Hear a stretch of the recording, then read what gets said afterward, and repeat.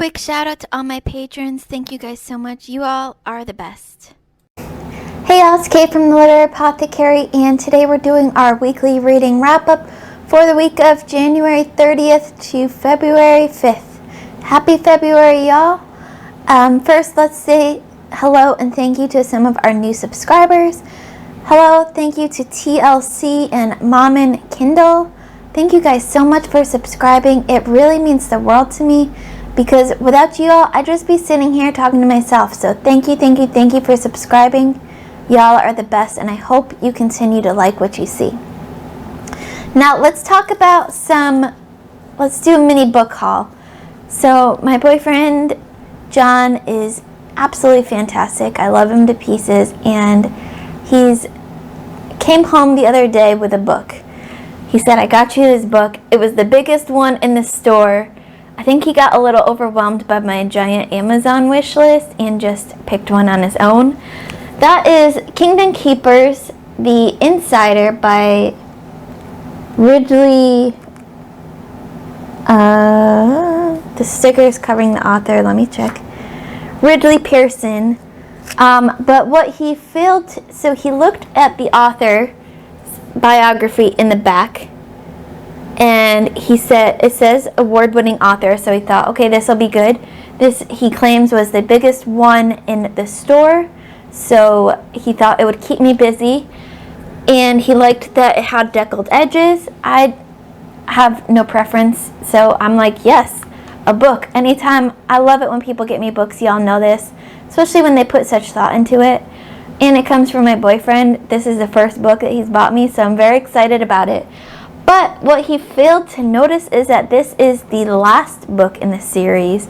This is book 7 in this series. So before I can read this one, I've got to go and read all the others first. And this is also, I've learned, I think, a middle grade book for ages like 10 to 11. So this will be relatively quick, I think. I'm excited to read it. It's like Disney stuff. Deep within the catacombs beneath an Aztec temple, a Disney witch doctor, yes, Disney, is summoning powers that should be left alone as terrifying wraiths and demons attack the archives on the Walt Disney Studios lot, leaving a trail of destruction in their wake. Finn, Willa, Philby, Maybeck, and Charlene are summoned to Disneyland fresh from high school graduation. They must stop an enemy that hasn't yet been clearly identified. In this, the final installment in the epic Kingdom Keepers series, betrayal and ambition push the boundaries of loyalty, chasing scattered clues in pursuit of a long-lost icon whose magic offers a fighting chance against an evil that Walt Disney himself created. The Keepers find their hearts and minds tested in the park where all began. Bonds that once threatened to fray are renewed under the pressure for survival. As the five are pushed to their limits and then beyond, feelings intensify behind self-imposed walls of well-kept secrets. With its dazzling action sequences and moments of touching intimacy, Kingdom Keepers 7, The Insider, will leave readers breathless, cheering, and biting their nails. It's a winner-take-all battle for magical good. But then, why is Disneyland burning out of control? This actually sounds really interesting and really exciting and really intense, so I can't wait to read it. But like I said, first I gotta read the other 6 books in this series. But thank you, John. I love it. I can't wait to read it and tell you what I think. So now let's move on to the books that I did read and finish, or I should say the reading. So this week I pushed ahead and I finished Night Shift by Stephen King. This is the book of short stories that I've been reading with Jake at the Bookish Drummer. I moved ahead of the group and I finished the last 2 short stories in this book, and y'all, this was interesting. I think I fall out of 3.5 because there are some stories that I really loved, some stories I didn't like at all, some stories just helped me out, and some stories I just had no idea what to do with. So it was kind of middle of the road for me, but I can't wait to read more Stephen King at some point. I also read our Joan Didion essay of the month, Comrade Lasky, CPSUML. This was a very short one. I love Joan Didion's frank writing style. She just lays it out as it is, doesn't hold back, and she's absolutely fantastic.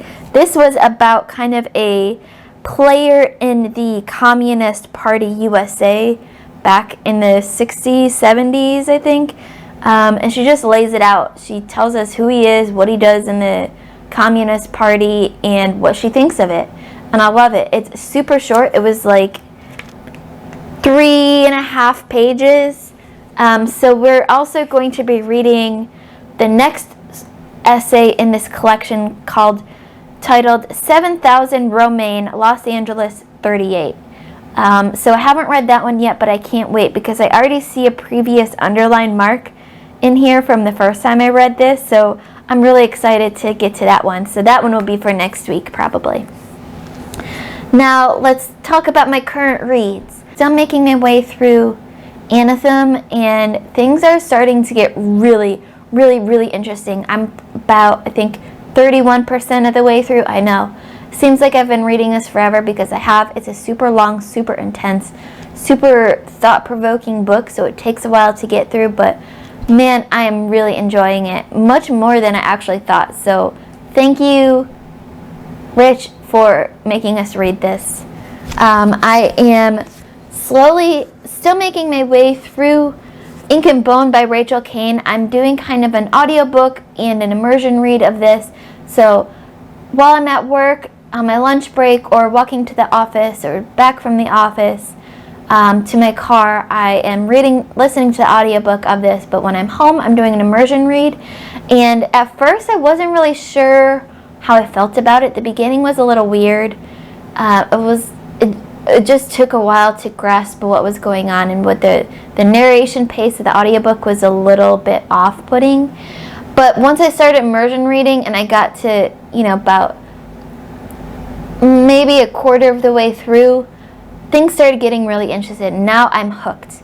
So I'm actually hoping to finish this weekend. This is one of 2 books at least that I'm hoping to finish this weekend. Because I'm really interested in it. I want to finish and I want to move on to some more books. But it's super, really interesting now.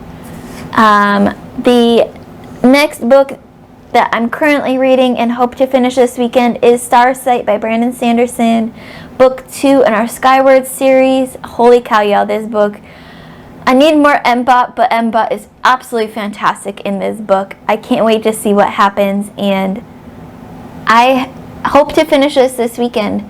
I am a little bit more than halfway through, so really hoping to get there this weekend.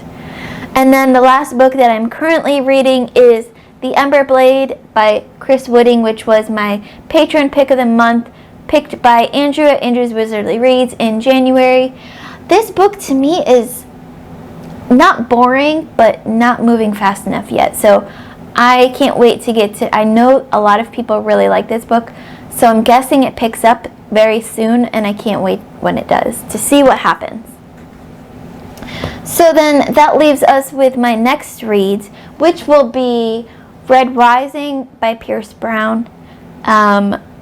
What else am I reading next? The Song of Achilles, Mathilda, and The Idiot by Fyodor Dostoevsky. So I can't wait to read those. I can't wait to get done with these so I can move on. That is my weekly reading wrap-up for the week of January 30th to the February 5th.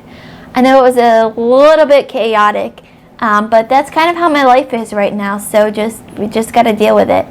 Let me know in the comments below what you read last week, what you're looking forward to reading this next week.